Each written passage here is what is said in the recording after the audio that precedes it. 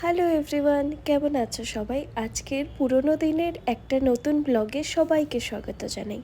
ভোপাল থেকে আসা অনেক কয়দিনই হয়ে গেছে, কিন্তু আমি না ঠিকভাবে ব্লগ করতে পারছিলাম না, তোমাদের সাথে আপডেটসগুলো শেয়ার করতে পারছিলাম না, বিকজ আসার পরে প্রচুর কাজের চাপ ছিল, আমার শরীরটাও খুব একটা ঠিক ছিল না।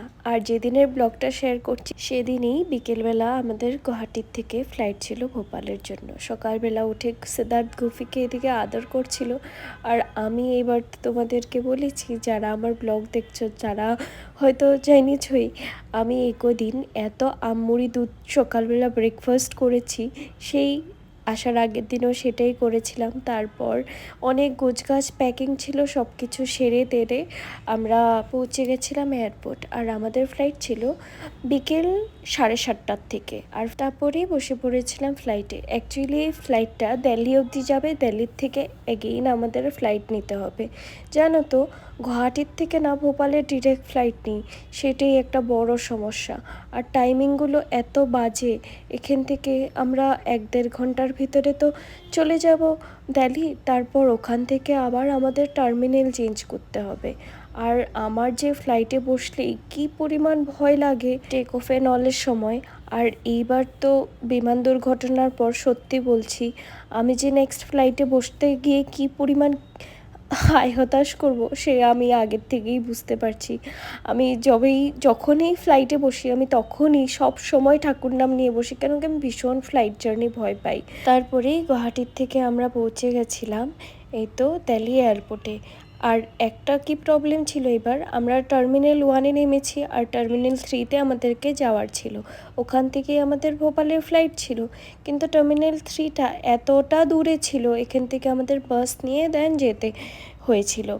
আর আমরা এদিকে খুঁজছিলাম কোন জায়গায় কি পাবো, কেন কি এত বড় এয়ারপোর্ট, এত তো জানা নেই। ওই পাশে অনেকটা জিজ্ঞেস করে আমরা তারপর বাসের জন্য খোঁজ পেয়েছিলাম।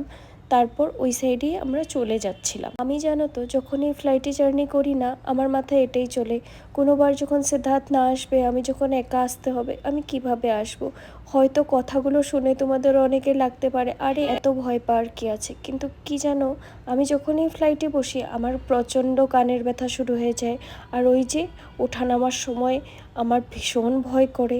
আর সেকেন্ডলি এইবার তো ফ্লাইট দুর্ঘটনার পর কি পরিমাণ যে ভয় লেগেছে, আমি আর কি বলবো। আমি আর সিদ্ধার্থ এটাই সবসময় ভাবতাম যে আমরাও তো যেতে হবে, আমাদেরও তো আবার ফ্লাইটেই আসা যাওয়া করতে হবে। সত্যি বলছি, একটা যদি সঙ্গী পেতাম না, আমি ট্রেনেই জার্নি করে যেতাম। অ্যাকচুয়ালি সিদ্ধার্থের কাজের জন্য এসে আবার কলেজ জয়েন করার থাকে জন্য আমরা ট্রেন জার্নি করতে পারি না, আদারওয়াইজ ট্রেন জার্নি করতে পারলে তো আমার খুশি কেউই হতো না। তারপর আমরা ওই বাস ধরে চলে যাচ্ছিলাম টার্মিনাল 3-তে। জানো তো, এতটা দূর ছিল না টার্মিনাল 3টা, প্রায় 1.5 ঘন্টা লেগে গেছিলো। আর এইদিকে পৌঁছতে 1:30টার থেকে 2টা বেজে গেছিলো। আর কি পরিমাণ খিদে পেয়েছিল সে আর কি বলবো।